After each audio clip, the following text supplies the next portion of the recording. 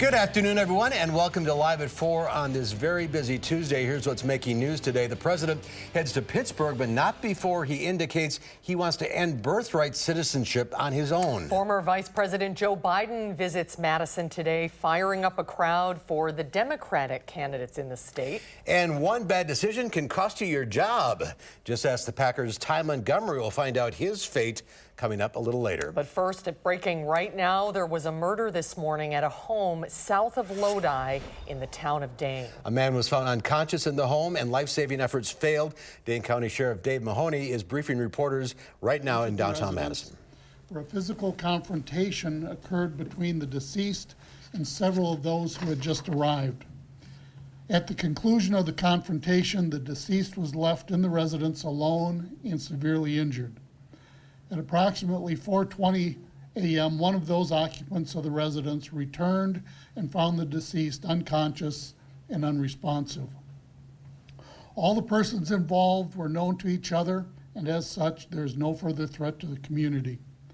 An autopsy has been scheduled at 8:30 a.m. tomorrow morning, Wednesday, after which I expect the name of the deceased and the preliminary cause of death will be released by the Dane County Medical Examiner's Office. Several individuals have been and continue to be interviewed today, and if anyone is charged with a crime and as a result booked into the Dane County Jail, that info will be released immediately through a press release. That's all I have at this point. Sheriff, were these people who arrived later at the home, were they invited guests? Yeah, they were invited guests. They had been called by one of the occupants, one of the 3 to 4 that had been in the residence earlier in the evening. Do we know what led up to this confrontation? That's not being released at this point. Sheriff, you talk about if charges are issued, is there the possibility that this man was killed through some sort of self-defense? At this point, it's a homicide investigation. Interviews continue to take place. And as a result of those interviews, our detectives will make a determination if somebody is charged, and if they are, they'll be booked into the jail. And if they are booked into the jail on charges, we will then release that information in a press release. Dane County Sheriff Dave Mahoney updating reporters on the homicide outside of Lodi this morning.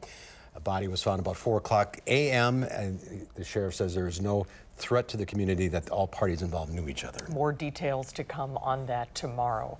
For now, let's take a look outside today. A little rain caught everybody by surprise. A thunderstorm in October. Some storms moved through this afternoon, but we have a treat for Halloween, and Dana Fulton is in the backyard weather patio, the site of tomorrow's festivities, and the umbrella's out. It is. I got hit with a few raindrops in the eye, and that was the final straw for me. I had to break out the umbrella for right now, but I'm not seeing anything falling currently for us. Just kind of light showers moving over parts of Dane County. Now, we did see a few thunderstorms just in the last few hours, as you can see, mixed in there. Most of that heavier rainfall is now south and to the east of us, but we are going to continue to watch some showers move on through just through the rest of the evening. Here's a look right now, all those little sparks popping up. That's lightning for us. So those are the thunderstorms, again, mostly to the southeast corner of the state and down into Illinois, but we still do have some rainfall stretching through much of southern Wisconsin, and we'll continue to see that through this evening. Temperatures currently in the 50s for us, about 52 in Madison, 57 in Lone Rock, and 59 in Janesville right now. Compared to this time yesterday, is a few degrees warmer. Overall, the temps are pretty mild. The wind's not too bad either for us outside right now. Good news as we flash ahead to tomorrow. We are going to get a little more sun in the afternoon. It's going to be a mild day, and for a Halloween forecast, yes, a treat in store, no tricks up my sleeve. We'll take a closer look at tomorrow in just a few minutes. Right now, I want to bounce over to our first alert traffic update. If we're looking throughout much of Dane County right now, things look okay overall. A little zoom in, though, as we take a closer look at the Beltline. Heading westbound, there's an accident right at Seminole Highway, causing a little bit of a delay there on the westbound side. Sliding further over towards John Nolan Drive, eastbound traffic slowing down just a little bit. About 10 minutes ago, things looked all green. Now we're starting to get a little more red for us. So, of course, traffic's starting to pick up.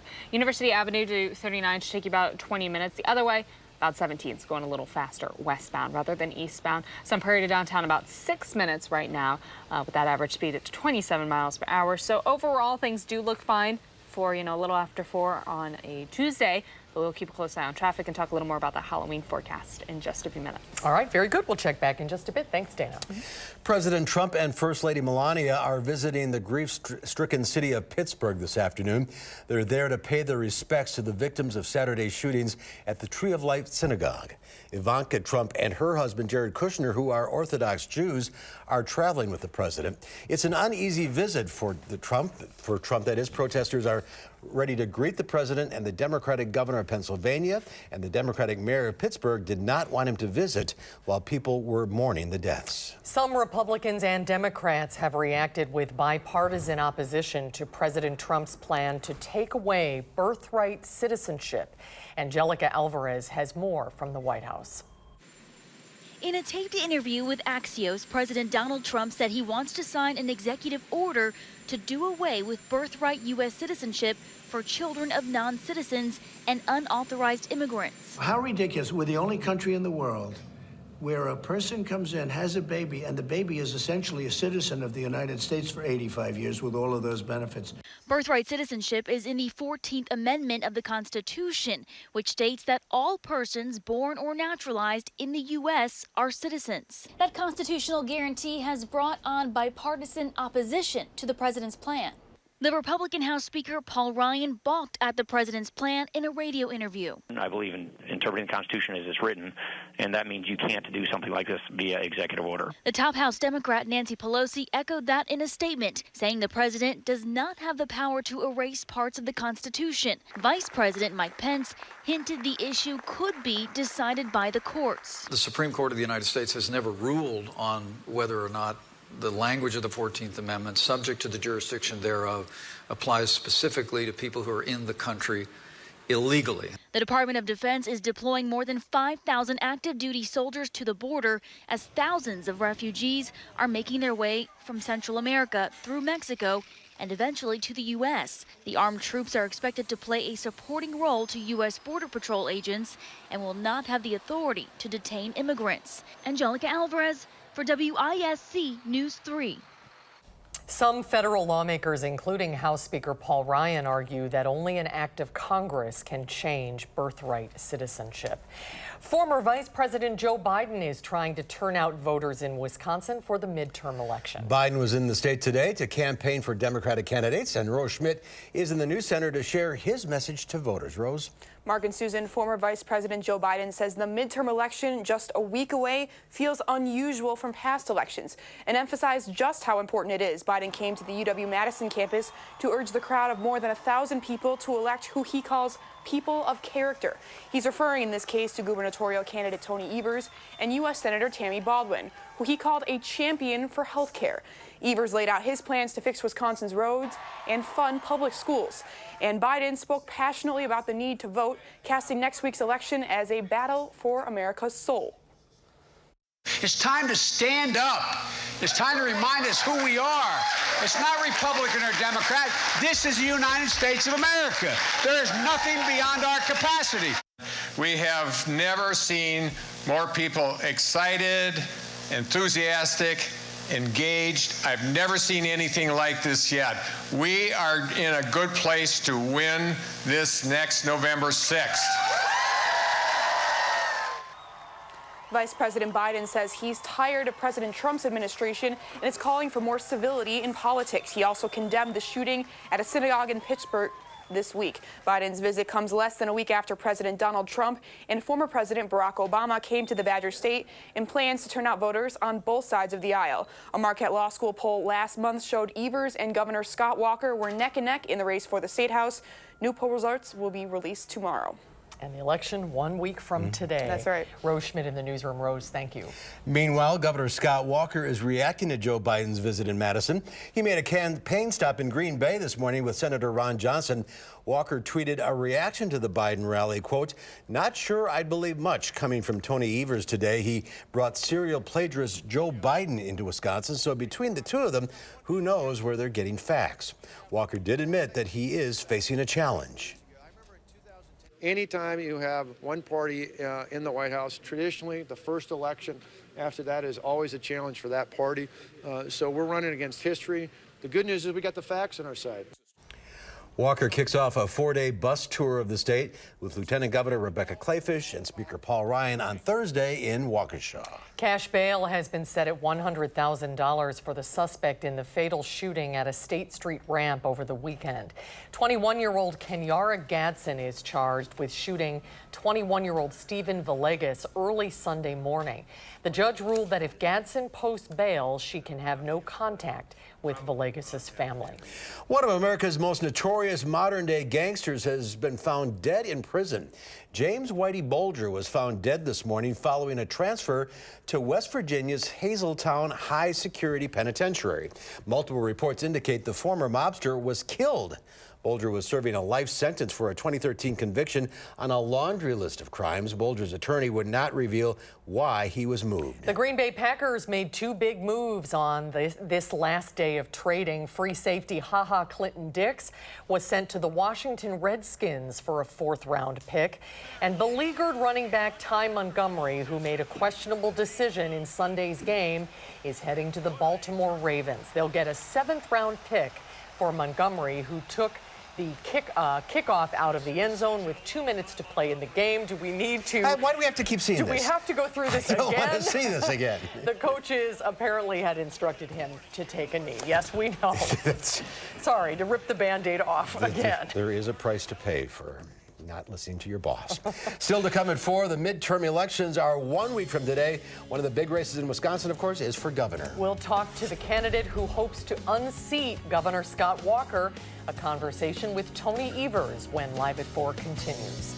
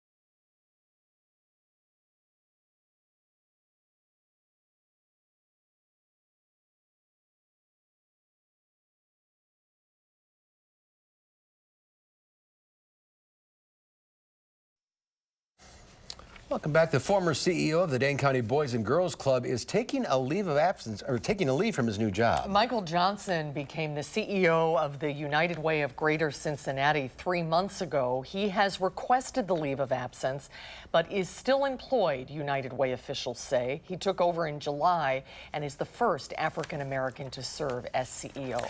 A late surge put stocks in positive territory on Wall Street. The Dow Industrials added 431 points, closing at 24,874. The NASDAQ Composite Index was up 111, and the S&P 500 gained 41. Well, the top of the ticket matchup in Wisconsin next week is the race for the State House. Incumbent Governor Scott Walker faces State Superintendent Tony Evers. Political reporter Jessica Arp sat down with Evers and asked more about his vision for Wisconsin. What pushed you to run for governor this year? It was about my job as state superintendent. Ran the last time and had great success, and I was looking forward to another term. But as I kind of moved away from the election and looking forward to the future, I realized that, I know there's glass ceilings for lots of people, women especially, but there's a glass ceiling for state superintendent as far as your ability to actually impact policy and resources. And so I decided, whatever's best for the kids has always been what's best for the state. And so that's why I decided to run. So what do you want to push past? What education-related initiative have you not been able to do as state superintendent that you would like to be able to do as governor? Well, to focus on equity. I mean, that's a broad term, but people think that equality is the important piece, but it's really equity. If a kid needs an extra lift, then they should get an extra lift, and if they need that extra lift and it costs money, then we should provide the resources. So it's resources based, but it's also how that money is distributed.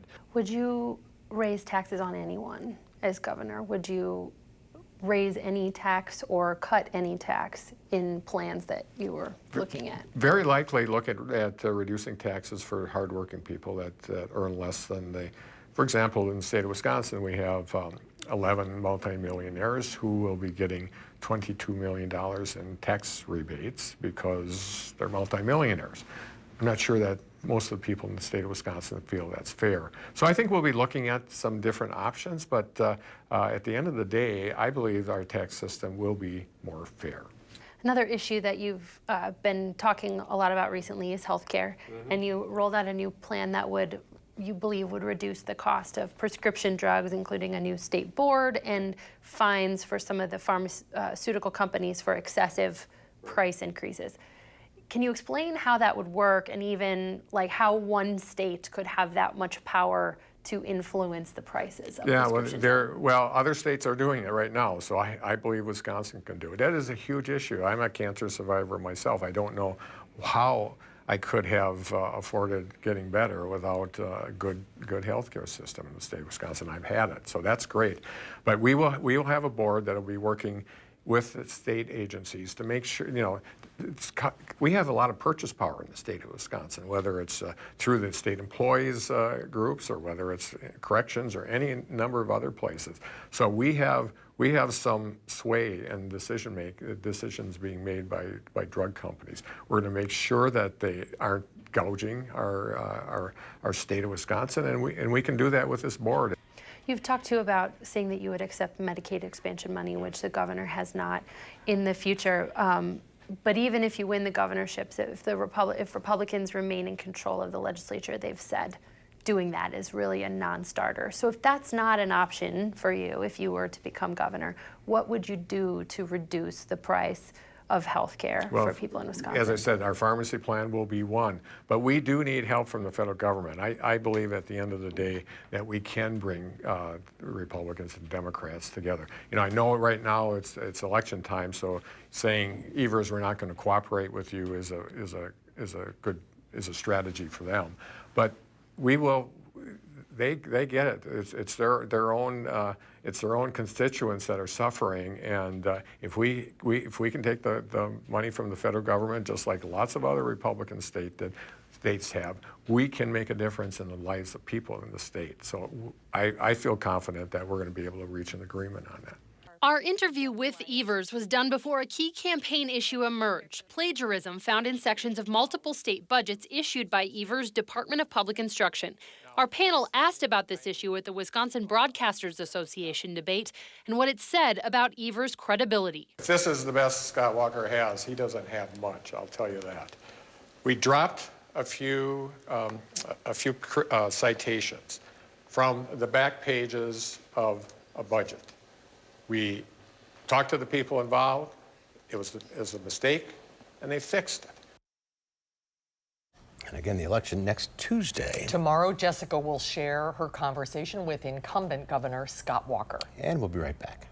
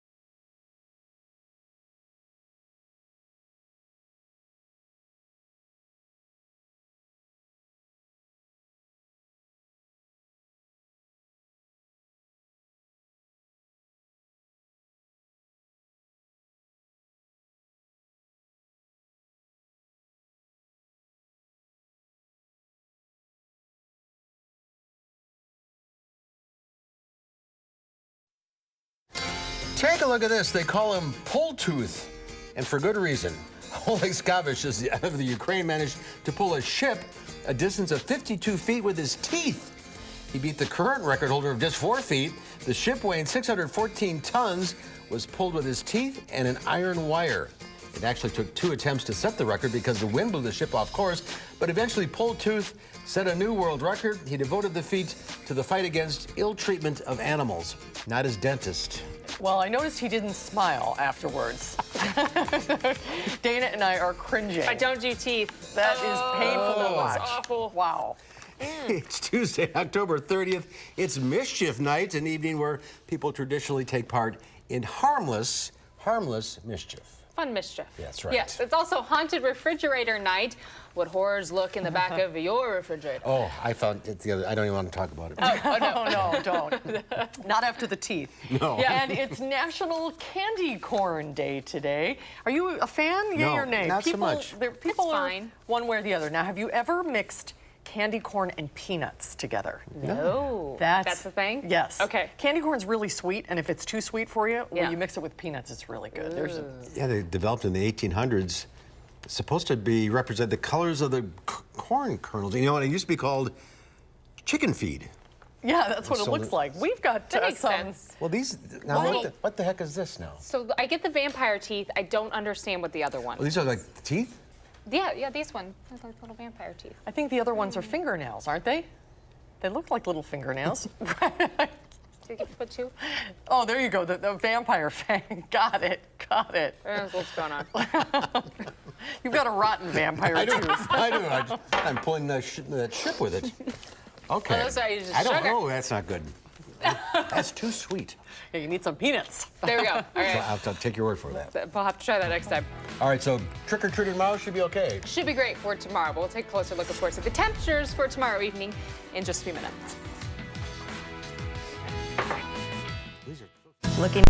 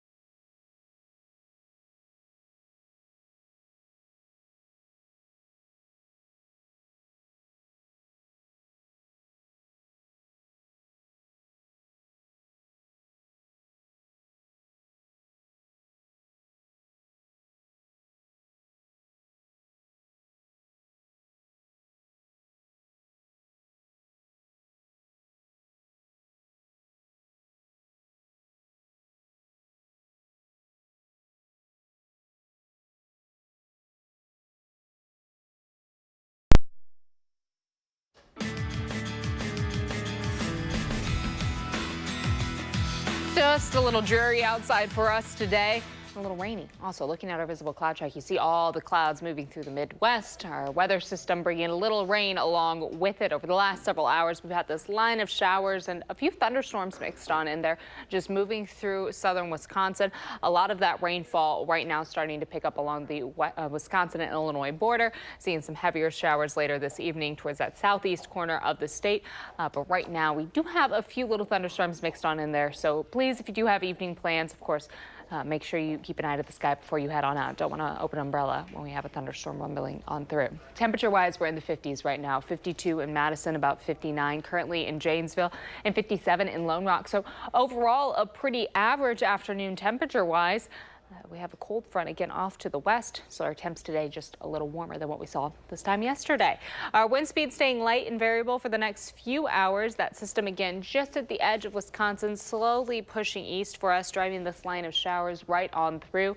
As it continues on through, we are going to watch our temperatures fall overnight and then clear out.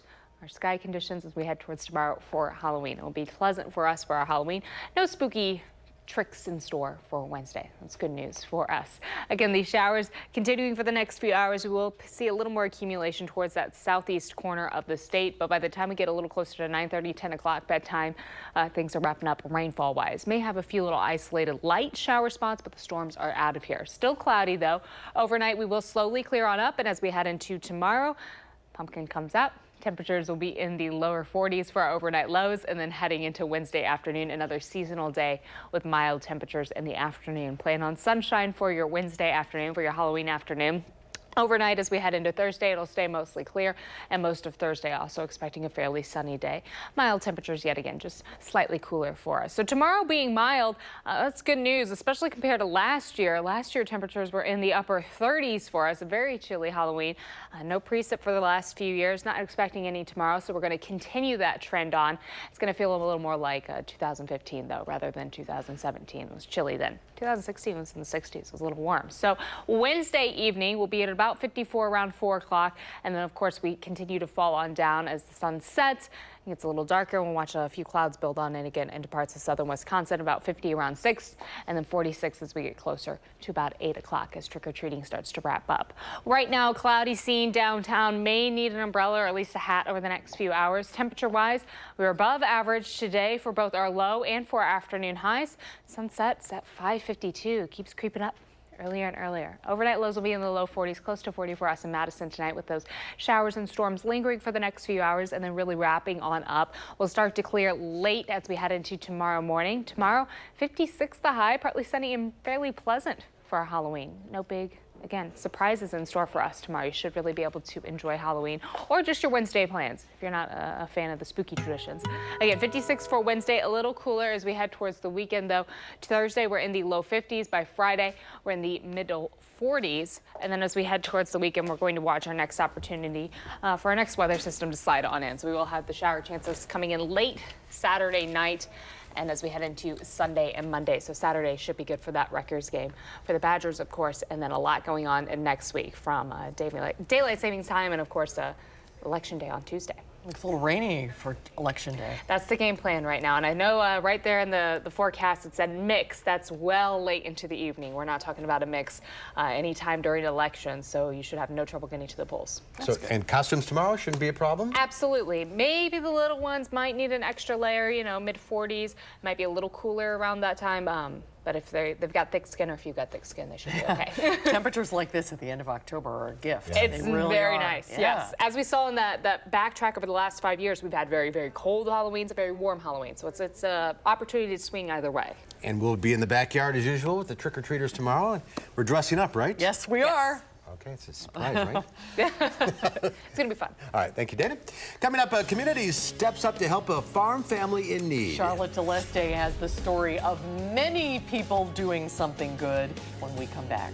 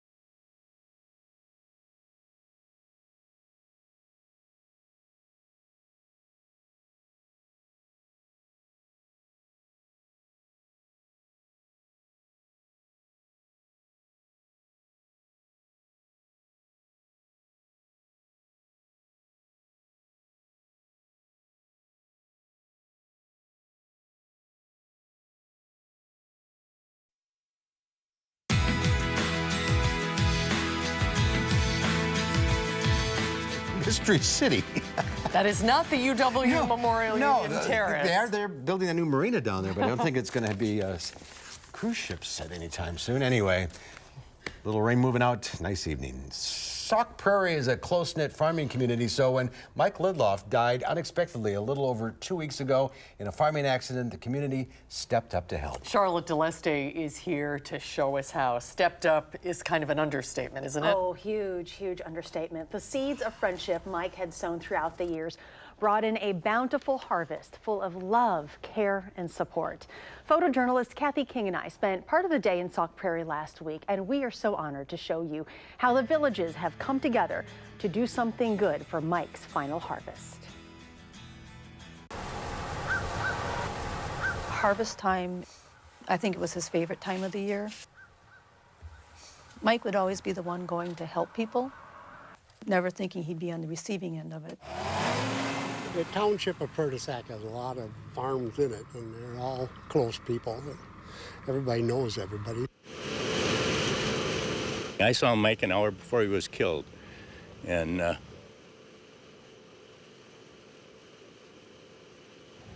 that's just it.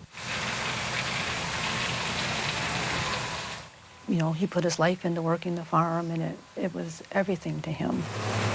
120 acres of beans and about 230, 40 acres of corn we're going to take off today.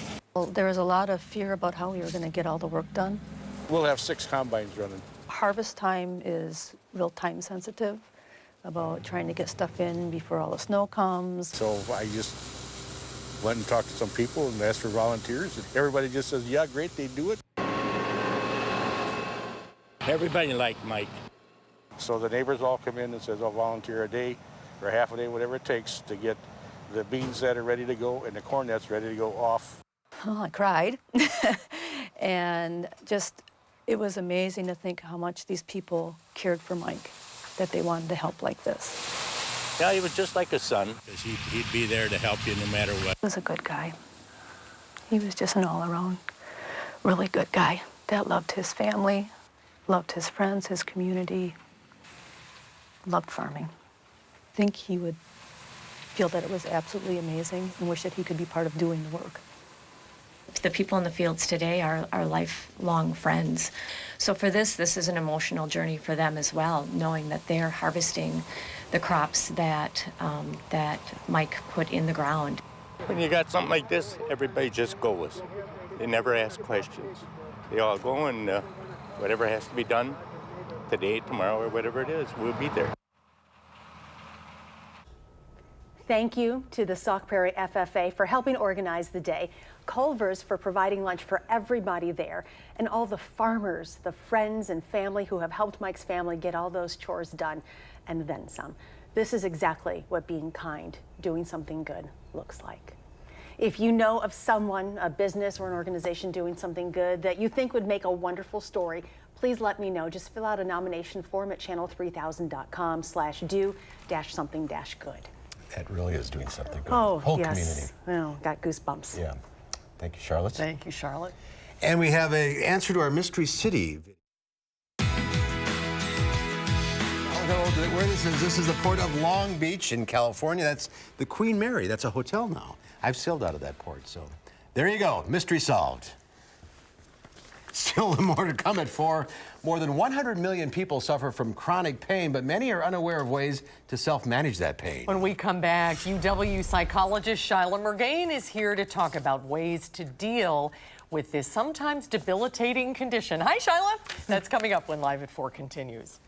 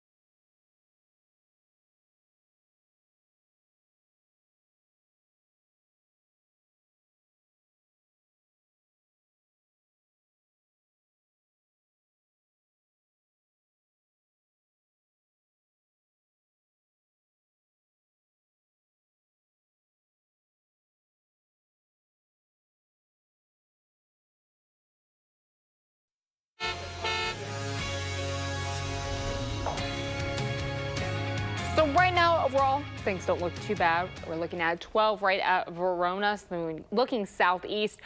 Seems to be smooth so far. Much of Dane County actually green and rolling along okay for Tuesday afternoon.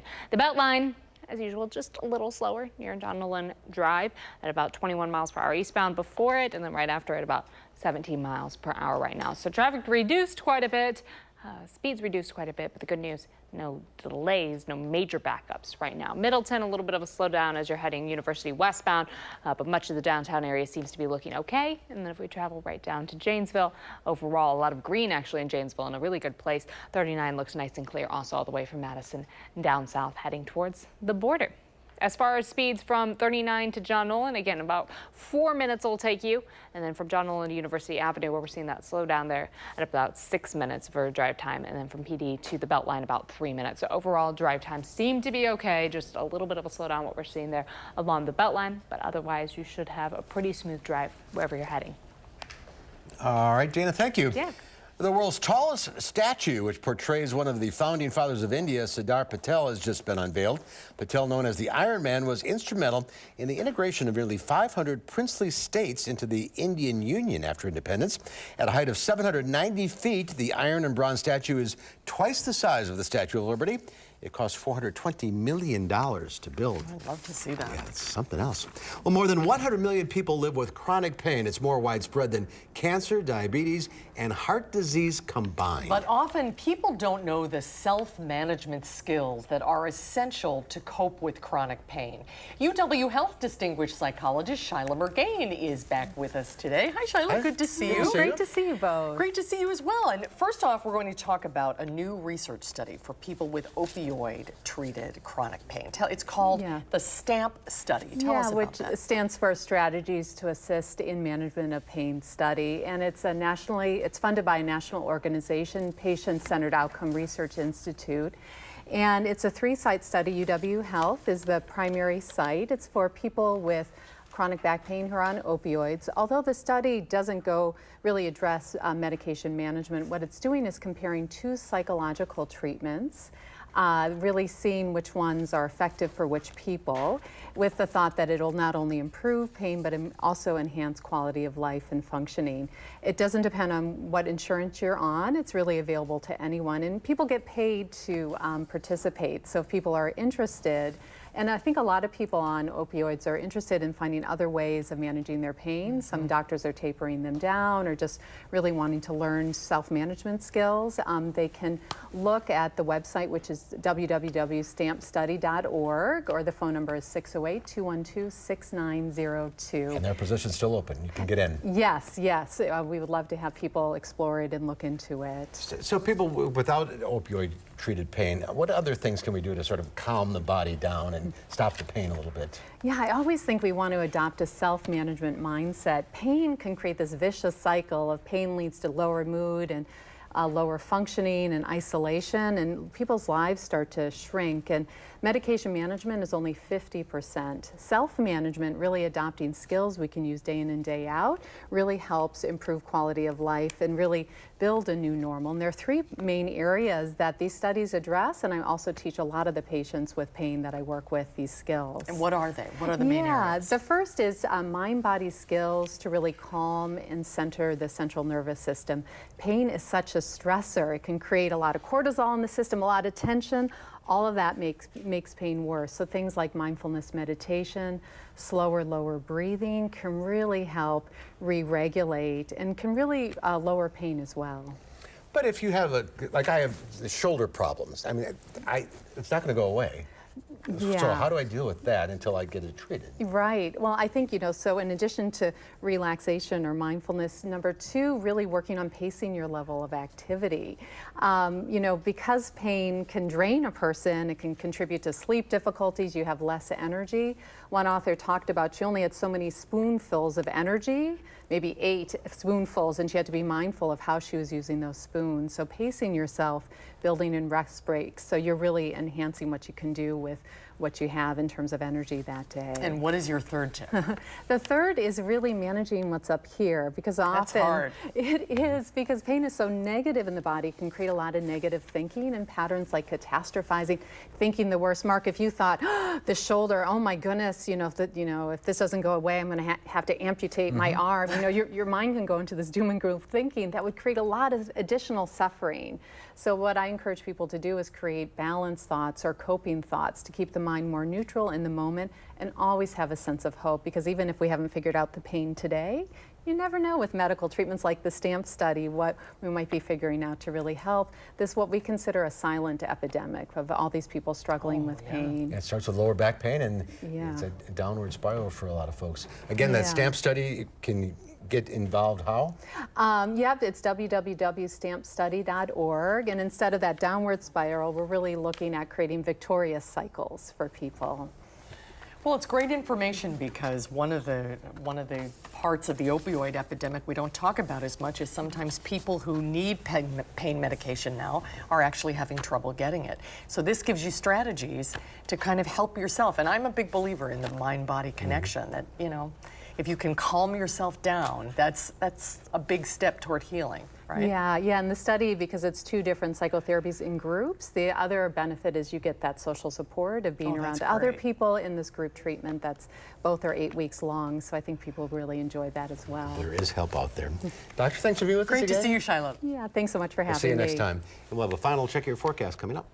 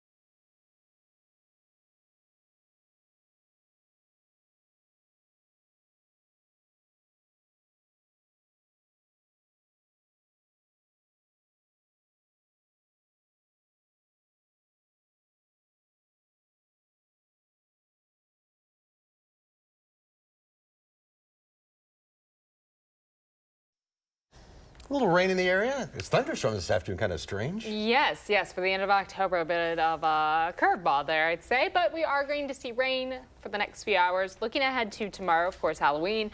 Good news here, a lot of sun in the forecast for tomorrow afternoon, expecting a dry evening as well for trick-or-treaters. Temperature-wise, will be very close to average, not looking at a frigid night nor anything too warm or wild for us. We'll be in the mid-50s for afternoon highs and then steadily falling through the upper 40s by about 8 o'clock when trick-or-treating's wrapping on up for us. Couldn't hope for much better this time of year. That's great. No, it's wonderful. All right, Dan, thank you. And tomorrow here on Live 4, it is our annual backyard Halloween celebration. We'll see what the little ones are wearing this year. And Donna Whitehoffen will be along. She'll have some great recipes using Wisconsin apples. That's coming up tomorrow, our Halloween edition here on Live at 4.